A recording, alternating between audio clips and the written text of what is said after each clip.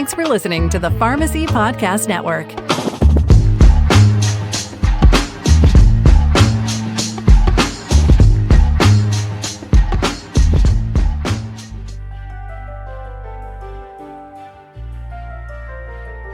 Welcome to the Holistic Pharmacy Podcast. I'm your host, Dr. Marina Buksov, holistic health coach, clinical herbalist, and functional medicine pharmacist, or just holistic pharmacist for short. I'll be sharing inspiring stories of my guests who have shifted into holistic modalities, both personally and professionally. My co-host, Dr. Jenna Carmichael, will be joining me to lead the Journal Club episodes to share an evidence-based approach to holistic and herbal medicine. I'm so glad you're here and hope you enjoy the show. Hey everybody, welcome back to the Holistic Pharmacy Podcast. I am your host, Marina, and today I have an awesome guest for you as always. Her name is Jen Yundt Coles. She's an AFMC certified functional and integrative medicine health coach and certified acupressure practitioner. She loves inspiring and guiding her clients to optimal health and wellness through promoting positive food and lifestyle changes.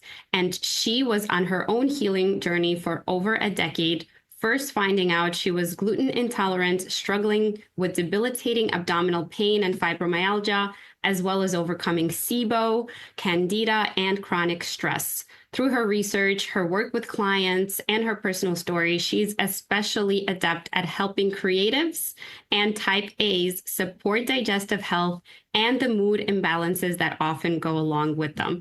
So without further ado, Jen, what an impressive bio. I want to start off by welcoming you to the show and asking you just about your background, where you grew up, and how you came to do this kind of work. Yeah, thank you so much for having me, Marina. This is such a pleasure, and I'm looking forward to our conversation today. So a little bit about me. I am also a military kid. I know you've had a few on your show in the past and moved around a lot. So change is definitely in my DNA. I like to try new things, move things around, redecorate, move. I've probably moved about 33 or 34 times in my life. So it keeps things fresh, right?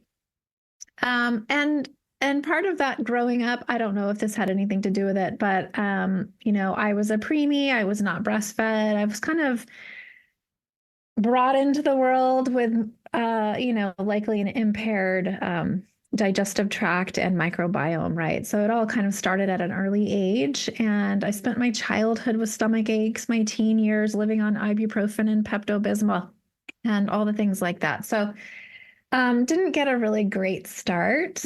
And then it wasn't until, I had a roommate in Chicago at one point who found out she was celiac. And so that kind of opened my eyes to maybe I should look into this, right?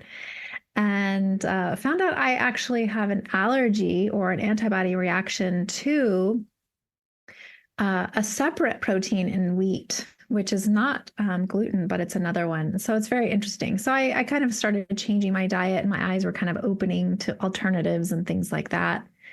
And around that same time, I was actually in a car accident with my now husband.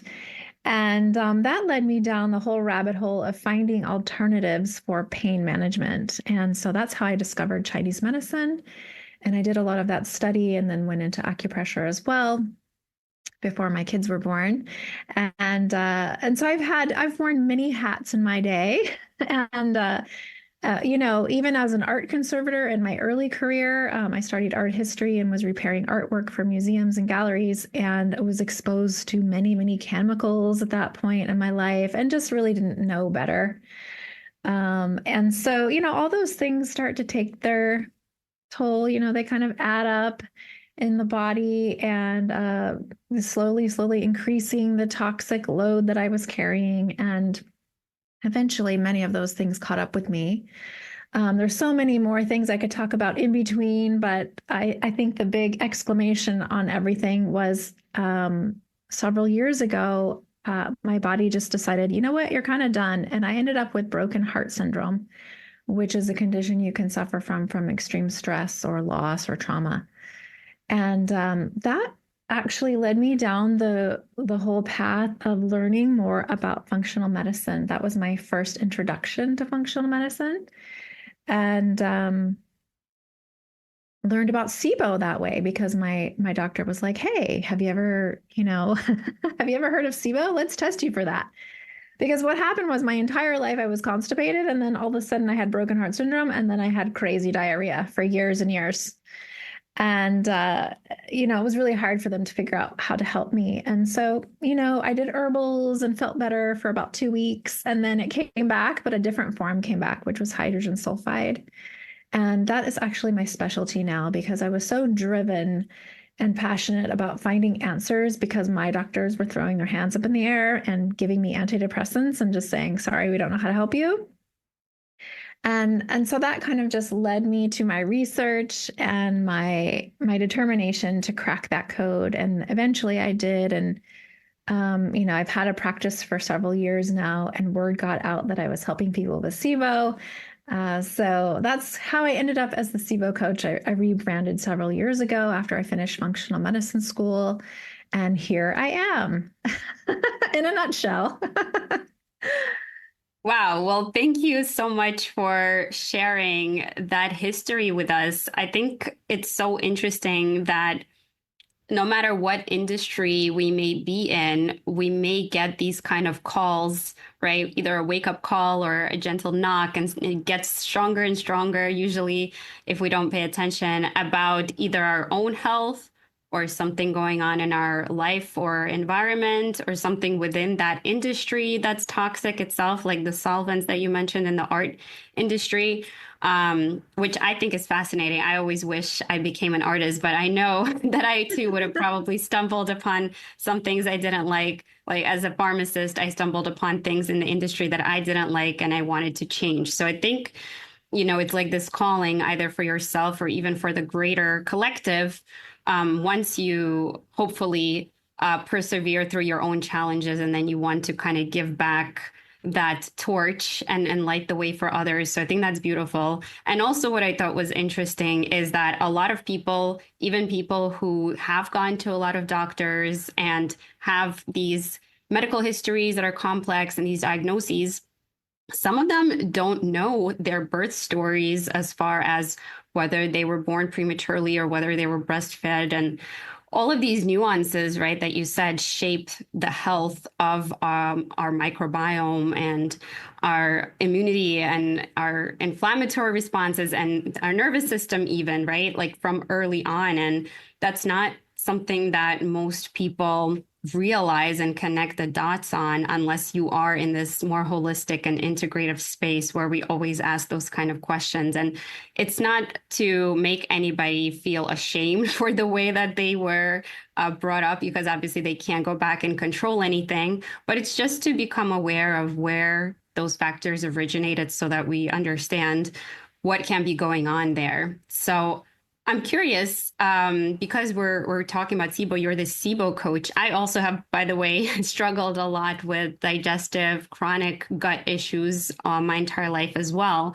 I got the diagnoses of IBS and SIBO and all kinds of stuff, H. pylori and GERD. So I totally understand that. These are diagnoses that people may get all the time, and they may sound scary, and they may get medications thrown at them, including antibiotics, or in my case, proton pump inhibitors for a while. And then some other people also get the antidepressants or other kinds of medications. And so I'm curious what led you to discovering, your own healing with SIBO? Yeah, it's been kind of a wild ride, I'll tell you the truth. I mean, I'm kind of one of those like overachiever type A perfectionists, right? And I was just so determined to, well, first I was kind of, just taken back that nobody understood what was going on with me. They would give me that generic type of diagnoses of IBS, which is just a catch-all of pretty much they don't know what's going on, right? And And things like that. So it was very, very frustrating. But because of my personality, I think I was just so determined to leave no stone unturned. And I even set aside Fridays every week. Like I don't see clients on Fridays because that's my research day. That's something I love to do. And I'm constantly looking for new things, experimenting. Those clients of mine who are open to trying new things as well, we'll do things together like that. But really, I've learned so much by just experimenting on myself over the years. And I think the thing that has been the most eye-opening and the most transformative for me personally, and I see this in my practice as well, is learning how to re-regulate the nervous system. Because for me, that was huge. The going, the universe was always putting these things in my way, like, here's a car accident for you. Here's a fall. You can crack your head open. All these things that have happened in my life were always messages. And I just didn't really understand that. Like, hey, Jen, you need to slow down. And that's really a message that I try to not only remember for myself every single day, because I get so, I don't know if you want to call it anxious or excited, but I just want to keep going and want to keep doing. And so it's something that I have to remind myself of every day, but also it's something that I try to teach my clients. It's really where the transformation happens. If you're dealing with a chronic issue, it's likely that your nervous system is dysregulated and you're stuck in fight and flight. And when you're in that place, you don't heal because your body doesn't feel safe to heal. And so that's kind of the crux. Over the years, my practice has changed to include more of that message for my clients and my audience, like on social media and things like that. Did that answer your question? Yeah, I think it's a fascinating start to my next question. So I see it more and more, like you said, on things like social media and in different programs in different contexts, and we can call it by different names as well. But the most scientifically accurate might be what you said about nervous system regulation. Right. And there is so much science backing that, and yet it's sort of on the back burner in conventional approaches. Right. And so it's really on the outskirts, but it's so important. And the thing about the nervous system is that it interacts with us and the external environment, right? It's really this connection between us responding to external environment and then also interpreting that back internally. And it happens instantaneously. So it really doesn't take much time for us to feel the effects once we start paying attention to it and once we start implementing techniques to help ourselves rewire and regulate. You can see those effects so quickly that I wish this is something that we would talk more about, even in conventional therapies and approaches. And it would really be amazing if we could, as parents, model it to our kids and have our kids already know how to regulate. So that's kind of like my dream. And Same. one of my coaches actually has a technique that reminded me of your technique about sort of slowing down and looking at the big picture and keeping your purpose in mind as you live your life. And it's really about even sometimes imagining, like, what if this were your last day of life on Earth, and not necessarily that you would drop everything you're doing and go do something different, but the way you do each thing that you had planned today might have a different effect on you if you had that attitude, that mindset. I really love that. And it really just invites that presence, right? And so for a person like yourself and many others that were conditioned societally to just go and move and just be productive, right? By the patriarchy and the capitalism society that we are part of, it's hard for us to slow down and to prioritize rest and to get enough sleep and to do all the holistic lifestyle things that we talk about as practitioners, right? So it really does take that rewiring to give ourselves permission to go on a different speed, right? Like to turn that Definitely dial turn the dial down. down. Yes. Yes. And to your point, you know what? I think what you said is so powerful because um, I don't know. Are you a mother? Yeah, mother of two. Yeah. Yes. Yeah. Yeah, same. So I have two college students now, which is totally tripping me out. But the thing that I love is my youngest is 17, turning 18 soon, and she's away, far away in the mountains in the redwoods, and it's her that environment is her love language. You know, being in the redwoods and near the ocean, and it's just like all those awesome negative ions that she's absorbing. You know, and having her just text me, hey, I'm giving a shout out to my mom who taught me that I need to take a break and eat the rainbow on my plate today. And, you know, I went out and sat on my favorite mossy log and did some journaling. And I'm just thinking, oh my gosh, had I been, you know, had I known all this stuff at 17, I would be a totally different person. And it's just the power of once we kind of implement and incorporate these things in our own lives, being that example to other people. And I know you had a friend and colleague of mine on your show recently, Kathleen Klug, who has an amazing book. I'm just going to plug it here for her. It's called Start with One. And I just feel like that message in general is so important, especially as practitioners here and what we're trying to teach our audiences and our clients, patients, how to make change, because sometimes it can feel so overwhelming. We can kind of know all these things like, oh, yeah, I probably need to do some deep breathing. Oh, yeah, I probably need to do my yoga stretches. Oh, yeah, maybe I should go get some sunshine. But like, do we really know how to do any of that? Do we, you know, do we feel committed enough to do it to make the change? And so it's really important as practitioners, as coaches, to show folks how to do those things on a regular basis so that they can get the benefit. Because it is easy. It takes practice, but it's possible. And those are the things, those are the tiny things that add up to make the biggest difference. And to your point, too, I was going to say, and all the doctor's appointments that I've been to for my digestive issues in the past, I never once had a doctor say to me, well, what's your sleep pattern right now? Or how's it going in your job right now? Or what about your marriage? How's it going? Or things like, you know, how much water are you drinking every day? Little questions like that can make all the difference for someone. And a bigger question would even be in the case of SIBO.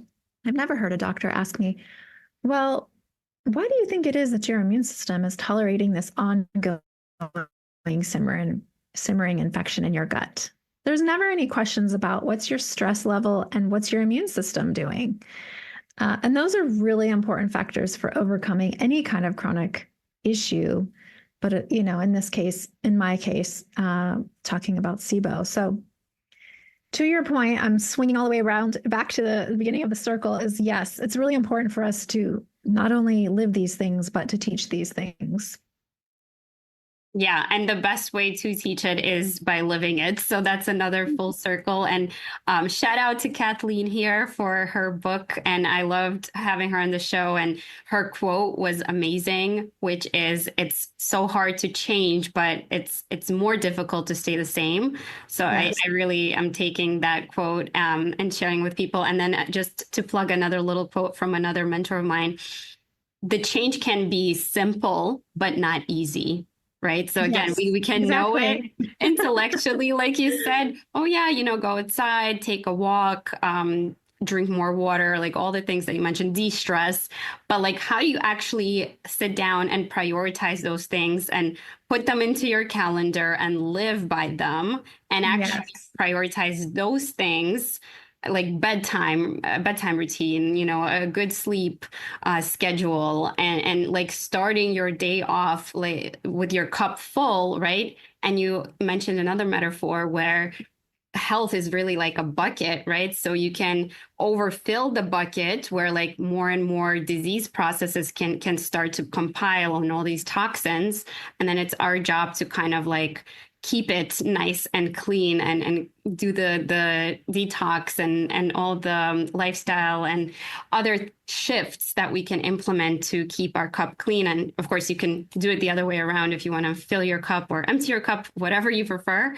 But there's this like capacity, right, that we can hold for so long until something breaks.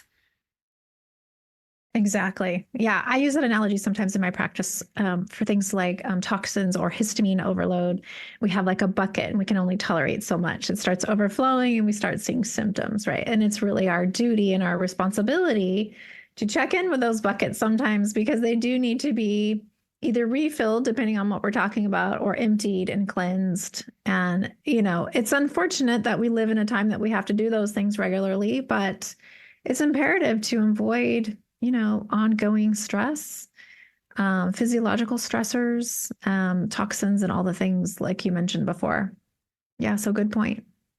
Yeah, and I want to rewind at the diagnoses that we were kind of throwing around. So IBS stands for irritable bowel syndrome. And like you said, it's a catch-all thing that if you go to a gastroenterologist and all your labs are pretty much normal in your test, but you still have, either constipation or diarrhea or cramps or like some weird symptoms that they can't really pinpoint, they'll just say, oh, you have irritable bowel syndrome, and you could have type C or D or mixed. And in my case, what I thought was really strange that she didn't even ask me, like, what am I eating or what am I eating habits? Like, how am I eating? Or maybe it is related to stress, because that's known scientifically too, that it's most prevalent in women and it's most connected to the nervous system and stress. So it's like, why weren't those questions being asked when this diagnosis was thrown around when I was, I think I was in high school when I was given this diagnosis, right? And so there's absolutely nothing about food journaling or logging or, recognizing about slowing down or chewing or whether this happens around test time, and I'm just a little bit disappointed looking back. In fact, I'm a lot disappointed. And the second diagnosis that we mentioned is SIBO, right, which is small intestinal bowel overgrowth. So if you can talk to us, if you can talk to us about, kind of what are the differences, what are the similarities, how can people know or tell what symptoms do people have and when should they seek to take care of it, and what kind of practitioner should they go to? Yeah, so that's a really good question, Marina. So IBS is, like I said, kind of a catch-all diagnosis. It's basically when you're just, maybe you're having some gas, bloating, constipation, diarrhea, or back and forth, basically an irritable bowel, right? And so studies have shown recently, and it kind of fluctuates depending on what study you're looking at, but it's a good 60 to 80% of people who get that diagnosis with with IBS have SIBO behind that whole picture. And so some common things to look for that I see in my practice are things like bloating typically an hour or two after you've eaten. So it's in that area right underneath the navel, in the lower chakra there, feeling bloated, nauseous, heartburn, GERD, things like that. It can be diarrhea or constipation, or even alternating between the two. I will see a lot of people who are constipated because they have methanogen overgrowth, but what happens is they're taking a ton of magnesium or something like that to help them go to the bathroom, Miralax and things. So then they end up with diarrhea. So they're really not sure what's going on, right? There are some really unique other things that aren't really digestive related that might surprise some people. So brain fog, a cognitive impairment, racing heart, rashes, vulvodynia in women, so pain around the vulva area, anxiety, depression, poor sleep, all kinds of things, right? Not being able to exercise like you once did because you feel so fatigued, all sorts of things that don't even seem related to your digestive tract. I mean, and on occasion, I'll have folks come to my practice who are having chronic migraines or arthritis in their feet, and they don't know why, and it's rooted in their gut. And we find out that it's SIBO related. So all sorts of things, chronic fatigue, fibromyalgia, the list goes on and on. And some of those things can be what I would call vague symptoms. Like if you go to your doctor and you're just complaining about those things and everything turns up normal on your test, so they say you're fine. I always recommend if you're fitting any of these, checking off any of these things, I would suggest, dive a little deeper, ask more questions, find someone who's willing to explore whatever might be going on in your gut, whether that's a stool test or a breath test. And so that's usually how we get started. Yeah. Yeah. So tell us a little bit more about the testing process. And you mentioned before the hydrogen sulfide and then the different types of SIBO. So how do you distinguish and what do you test first? Yeah. So they all have some general common symptoms, in common, I mean, and but hydrogen sulfide is a little different, right? So okay, so let me back up. So a breath test, typically the gold standard is a 3-hour lactulose breath test. And this is something that you can get from your doctor or even, from a practitioner who can order you a test like myself. And then what you can do is you're breathing into these little pouches when you have provoked a reaction with a sugar. And in this case, it's lactulose. And so what that does is the fermentation begins in the gut, and then you're releasing that gas from the bacteria. It's going through and being aspirated through the lungs, and then it's being captured on the test. And that's kind of the clue. The other way to figure out if you have SIBO is to do a little more invasive testing, which is taking an actual sample of your digestive juices, like in the intestinal tract. I mean, intestinal juices, right, in the tract itself, and kind of seeing what type of bacteria is growing there. Another way you can kind of get a clue, although this is not technically a way to diagnose SIBO, is to do a comprehensive stool test, because any bacteria that's flagged there, that could be a clue for what's going on in the small intestine. Again, it's one data point in a person that you're looking at. So it's, it's not, no test is 100%, but this is the way we kind of go about it. Now, speaking of hydrogen sulfide, which is my specialty within the realm of SIBO, this one's a little more unique because that hydrogen sulfide gas is highly toxic. Like if you get exposed to hydrogen sulfide in the environment somewhere, say you're out and about and you get exposed, you have to immediately go into a hyperbaric chamber to like infuse your body with more oxygen because it's quite toxic. The thing that's interesting is it, because it becomes more systemic rather than, a hydrogen or a methane type SIBO or EMO, it can cause body pain, fibromyalgia, heart racing, temperature dysregulation, things going on with your brain, all kinds of things that aren't seemingly related to your digestive tract, and can be quite toxic for people. So it's really important to address. One common sign of that too is having what I'm going to call a rotten egg gas, or smells like sulfur. So it can be coming out either end. Typically it causes diarrhea if located more in the small intestine, and constipation if located more in the large intestine. And it kind of acts as it's kind of like a switch. It kind of turns off your migrating motor complex and slows everything down. So people can get really constipated or have crazy chronic diarrhea and gas, and it's quite painful. By the end of the day, they feel like they're 6, 7, 9 months pregnant because their stomach is so huge. And so if anyone's feeling like any of that's familiar, I would highly recommend that you go get yourself tested. Interestingly, there's only one test currently out right now. It's called Trio Smart, that tests for all 3 gases. You do have to have a prescription to be able to order that from a doctor. So in my practice, because I'm not a doctor, I'm a functional medicine health coach, I'm using the 3-hour lactulose breath test in my practice. And the way that I use this specifically for hydrogen sulfide, I'm totally geeking out here, Marina, so I hope you're still with me. The breath on the test, the parts per million will be a flat line, and that's indicative of hydrogen sulfide. So what happens is sometimes folks will go get this test and their doctors see the flat line, so they think it's negative for SIBO and they get a misdiagnosis.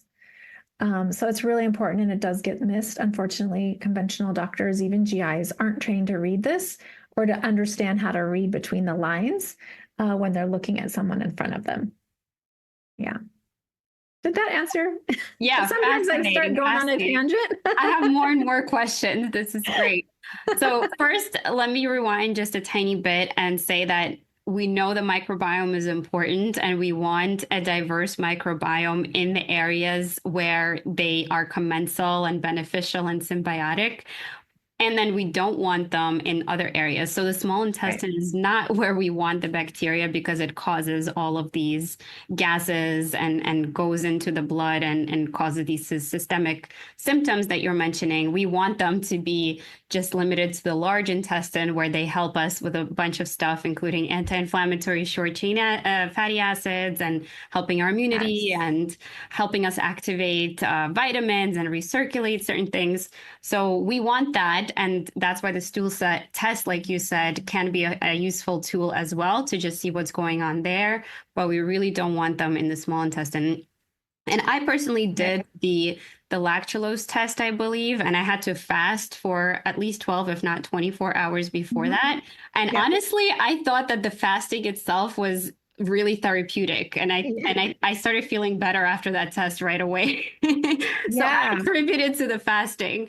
Now I'm curious about your experience, and if you can walk us through like your typical process. If a patient comes in, thinks they might have SIBO, thinks you might be able to help them, what's kind of like the basic process and the step-by-step you take them through? Yeah. So first, I wanted to say, to your point about the fasting, this is super interesting, because a lot of us have become grazers, right? We're constantly eating little things. And, that was kind of the new black for a while, like have a meal every 3 hours and things like that. For people who are prone to things like SIBO, for whatever reason, there's a million reasons why you could have SIBO. Grazing all day is not the way to go, because you need to have that migrating motor complex to cleanse out. And so lots of times people do feel a relief from fasting. And I just wanted to bring that up really quick. Okay, so when someone comes to me, most of the time, folks who are coming to me at this point have already been down the Dr. Google rabbit hole, have been researching, are part of 50 different support groups on Facebook, and they've been to their doctor. Even they've been on rifaximin a few times, which is the gold standard antibiotic for SIBO. But they keep relapsing. So those are the folks that typically come to see me. So they're quite educated, and they know quite a bit, and they're just ready to be done with it, right? So. But they're always really surprised when we sit down together, like on a strategy call, for instance, and we say, okay, well, what's been going on with your health history here? Give me in a nutshell what's been going on. What are your key symptoms here? Obviously, many of them have things in common, but everyone's highly unique. So we're really trying to zone in or hone in rather, and focus on what's going on that unique individual. I don't use blanket protocols in my practice, because I don't find that it's helpful. Not everybody fits in the same box, and I certainly wasn't that way. So I don't assume that everyone else is going to, right? So we talk about what's been going on, but then we talk about, okay, well, at the top of the what I'm going to call quote unquote protocol, as a health coach, I don't technically use protocols, but the plan, I guess I could call it, is we start talking about, okay, let's try to start implementing right away some things that are going to help slow down your body so that you can get in a good place where you're feeling safe to heal. We talk about stress management techniques and things like that. Also, at the very beginning, before we even talk about SIBO, is we talk about the immune system. So we talk about how can we support this person in their unique environment and support their immune function so that they have a robust response, robust but appropriate. We don't want it over responding and causing other issues, right? A robust, appropriate response to prepare the body for when we start going to next steps. That next step is often addressing advanced biofilm layers in the intestinal tract. This is where conventional medicine is missing the mark. So I always like to use this analogy. You may have heard it on my social media at some point, but I like to compare your digestive lining, okay, so bear with me here, to the old couch on the frat house porch, okay? So, it's been partied on. It's got some wear and tear, some rips and, folds here and there. It's got like crumbled chips and things on top and some party cups. All right. So if you were to go to your conventional medicine doctor and they say, okay, yeah, I'll agree to test you for SIBO. It comes back positive. They give you a prescription for rifaximin, for example. It's a 2-week round of this antibiotic. And that's essentially like sweeping off the top of the couch. All right. So you got whatever was there available to access, and then you're like, okay, yeah, it looks clean. And you might have a decrease in symptoms. You may feel better for several weeks or even a few months after that, right? But because you didn't pick up the cushions and fluff them and get in the cracks and sweep underneath, some of those things will likely grow back. In addition, that biofilm layer or that couch is a really great place for things like parasites, candida mold, viruses, all sorts of other things besides bacteria to take up, space. And they like to hang out there and they don't want to go anywhere else, right? So it's really important for us to address that biofilm before we even think about what kind of herbals or antibiotics or et cetera that we're going to put on top to go after that overgrowth. In my opinion, I'm not in the business of like crazy kill protocols. I don't like my clients to be on constant antibiotics or herbals and things like that. I do find that there is a place for rebuilding and repopulating and supporting a healthy gut lining, healing those tight junctions so that you're not setting yourself up for things like autoimmunity and things like that down the road, right? So that's a big part of our conversation before we even talk about the SIBO. Then we go and we decide, does the person want to do the elemental diet, for instance? That's a 3-week, 21 days of a liquid protocol. Do we want to try herbals? Do you want to get a prescription from your doctor for rifaximin? And in that case, I often combine it with different herbals to make it more effective. And so, like I said, it's never a cookie cutter application to whoever I'm talking to. It's always going to be different depending on what's going on with them and their unique health and their picture and their environment. I do see a lot of mold toxicity in my practice. And candida, and that goes hand in hand with SIBO very often. And then, like I said, we're talking about prokinetics, how to keep that migrating motor complex working, because oftentimes that's a root cause for why people's SIBO comes back. They took the round of rifaximin and they went on their way right after. They didn't get any prep before or post support after all of that.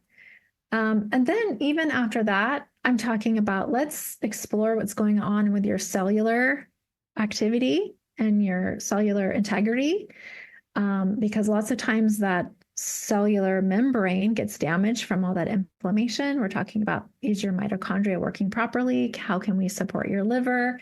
What's going on with your gallbladder, et cetera, et cetera. So we're looking at all of the things, not just your small intestine. Wow. It's a lot. Yes. It's a lot. Yeah, it does it's comprehensive. But that's the thing that has to be done. We are such unique human beings, and all of our systems are connected. It's not just one thing. And so, unfortunately, when you go to the doctor, they see you as one body part while you're there, and then they send you down the hall for the other body part, and they're not talking to each other. And that's really not how it's meant to be. We are holistic beings, right? Everything's connected, and it really does take a comprehensive, methodical approach to overcoming something chronic like SIBO. Right. Yeah. You're speaking to the complexity and the conversation, right? That's happening within the body parts. And we have to kind of assess and address all of those. And I want to relate it back actually to the biofilm and the bacteria, right? Because the bacteria is actually superior to us. We can learn a thing or two about how they live in a community, and they devise all kind of systems and ways to help each other develop resistance. And they spread those messages like wildfire to each other. And that's why right now we are concerned about antibacterial resistance and antibacterial stewardship, right? To really be careful when we even use antibiotics, because we're seeing that the bacteria are super smart, and the amount of years that we've been using antibiotics, they've been multiplying generations and exponentially transferring all of those resistance mechanisms across their species and across different species, not just their own. And so when they create these biofilms, they stick and adhere to the surfaces of that inner lining, and it's really tough to get rid of them. So just like our teeth have those plaques, they can also form in other areas of the body. So that is such a good point that you were mentioning, really addressing that. Yeah, so true. And like you said, I love what you said, because they are constantly adapting and they are really in charge, because we used to think the brain told the gut what to do, but really we know now that it's more the gut telling the brain what to do, right? And we have more bacteria DNA in our body than actual human DNA, I guess they say. And so I find it so interesting. But the diversity and the happy coexistence of all of those things, fungi, bacteria, parasites, all the things, we get kind of the EBGBs when we talk about parasites, but they're quite common. And if they're living and coexisting peacefully, then it's not an issue, right? Also, I wanted to point out something you said that was really interesting. That's kind of a side tangent, but two things here. Oral microbiome, huge. I see this a ton in my practice. People don't understand that this is the top of your digestive tract, right? And this, if you've got bacteria or even chronic sinusitis, things like that, can definitely be part of your SIBO picture. So it's important to address your oral and nasal microbiome as well. And the other thing I was going to say is, you mentioned H. pylori early on in our conversation. And what I find really fascinating at this point is some doctors, the protocol, the conventional standard is to do like a triple antibiotic attack against H. pylori. And H. pylori, as we know, is bacteria in the stomach lining, and that can affect your stomach acid and how you're absorbing your nutrients, or at least starting to break them down. And it can cause heartburn and all sorts of things. The thing that's interesting is I read a study recently where babies were being born now without having any commensal H. pylori bacteria. It's because we're totally eradicating it, which we don't want to do, right? All of these things need to coexist in our body in a healthy number. But to your point of overuse of antibiotics, we're seeing that now, babies being born without it. Yeah. Yeah, like the body's not meant to be sterile. And even the places we thought need to be sterile are also now, we're finding out, you know what, the blood-brain barrier is not as intact as we thought. And so it's easier to get in there. But still, yeah, I think to your point of coexisting, like there needs to be an optimal level, right? And when things overgrow, they become opportunistic, they take advantage. That's when things can get very symptomatic and very problematic. And I'll also bring in another example that I heard actually at a dental health conference, a holistic one by Biocidin, that opportunistic bacteria are kind of like your mother-in-law, right? Like it's nice when she comes in sometimes and like helps out, but if she like starts moving her things in and like critiquing everything and like trying to take over your space, like you don't want that. Gotta go. Yeah. That's a really great analogy. I like that. Yeah. I thought you might. So, Jen, this has been a fascinating conversation, and I so appreciate your expertise. And a lot of my listeners are other pharmacists or other people that are trained in conventional medicine that are trying to go towards a more integrative and holistic perspective. So, based on your journey, first of all, how did you just like kind of put the dice in and decide to take this specific functional medicine program and have the the I guess motivation, inspiration, and really I'm looking for this word courage, right? Yeah. Courage to just step out onto this path. And how did you gain this level of expertise? And what would your advice be for other people wanting to do something like this? Yeah, well, that's such a big question, Marina. Well, I'd say I started out, I did IIN. I think you did too, right? Yeah. So I Yes. did IIN at first because, well, this is one of those moments where I was just laying in bed and I was so sick. And I just said, is this it for me? I have young children. I can't even go to their soccer games because I can't leave the house. I'm afraid I'm going to poop my pants, right? I mean, just really hit rock bottom at that point, laying in bed, and I saw an ad on my Facebook feed for IIN, and I was like, you know what? That's totally what I want to do. And mostly I was thinking about doing it for myself. Like, if I go to health coaching school, maybe I'll be able to help myself. But once I got into that, of course, I loved it. But I also felt like once I had my practice, I wanted way more science and research because that's how my brain works. I wanted the meat, right? I wanted more information. I didn't want to just tell people, oh, you need to eat more broccoli because I didn't feel like that was super helpful, right?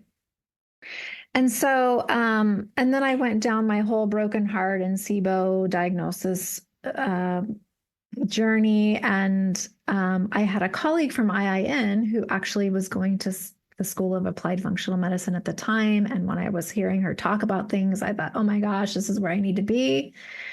So I enrolled in that program and was doing that in between seeing my current clients at that time. And I think somewhere along the line, word got out, and I don't know if you're familiar with Dr. Alison Seebecker. She's kind of one of the go-to SIBO practitioners in the world.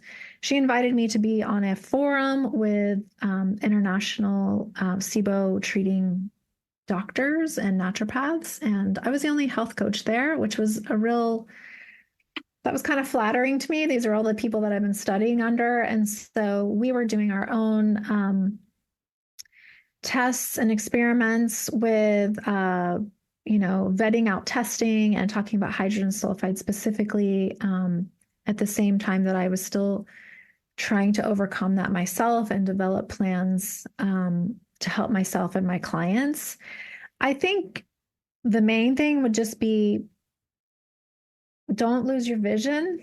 Many things come and go in life, but once we have like that drive or that passion to focus, we can let the things that don't matter fall away and just focus. I think that was the big thing for me. I had that drive to figure it out, a little bit of desperation, to tell you the truth. Sometimes, we stumble on these like discoveries, I'll call them, out of desperation and because of our personal stories, because we're just so convinced that we have to find the answer.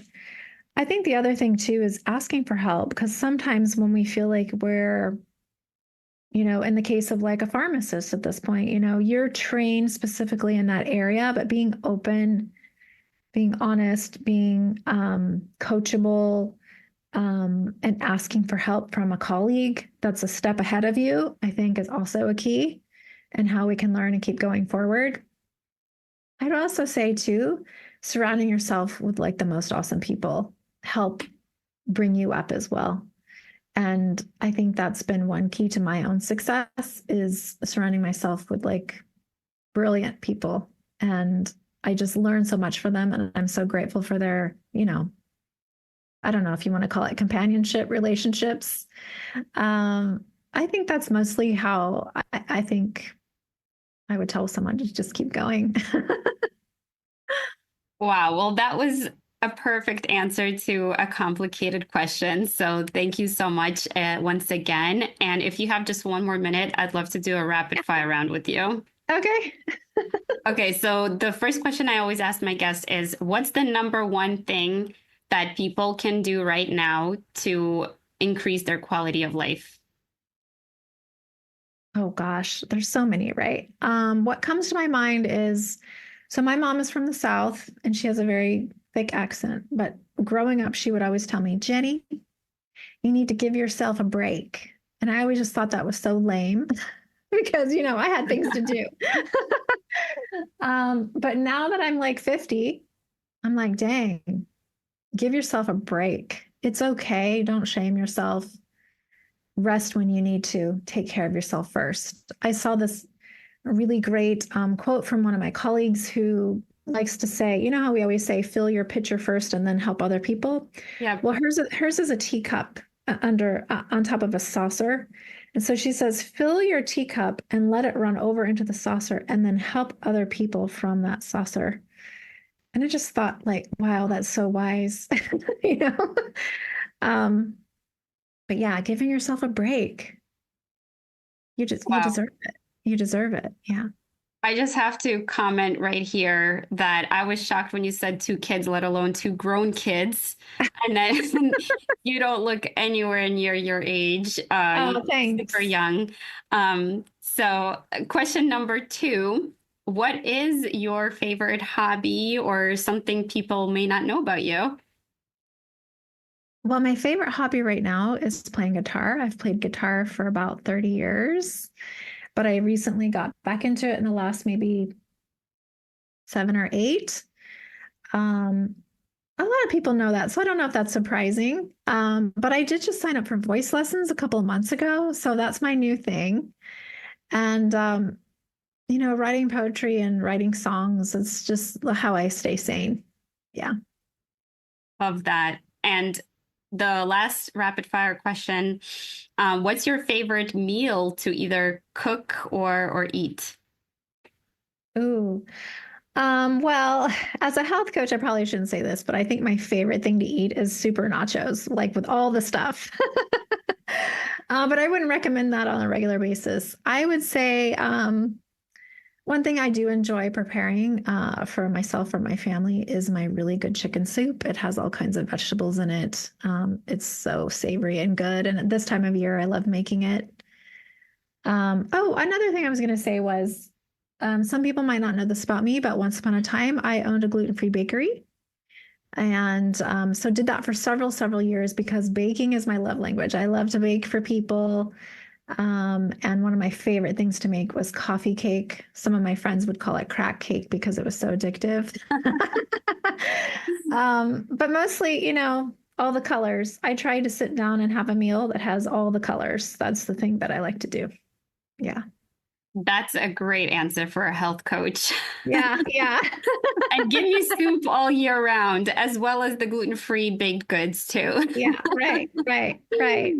Love it. Everyone's going to be like, hey, I heard this health coach say we can eat super nachos. No, that's not. Right. It's just my guilty That's not the pleasure. take-home message here.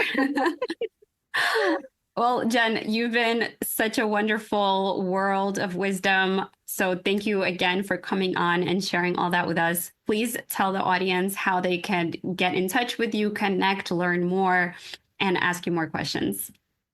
Yeah, so the easiest way, Marina, is to find me on my website. So it's www.thesibocoach.com. And there you can find all my information about my programs, my free guides. I have a bazillion free guides on there.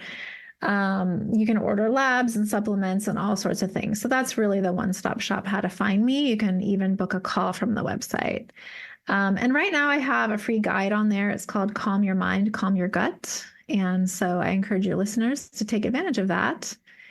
And basically, I just want to say this has been an amazing conversation. I really appreciate you having me here. And I just gleaned a lot from your knowledge and from your little section of the medical world as well. And so thank you so much for having me.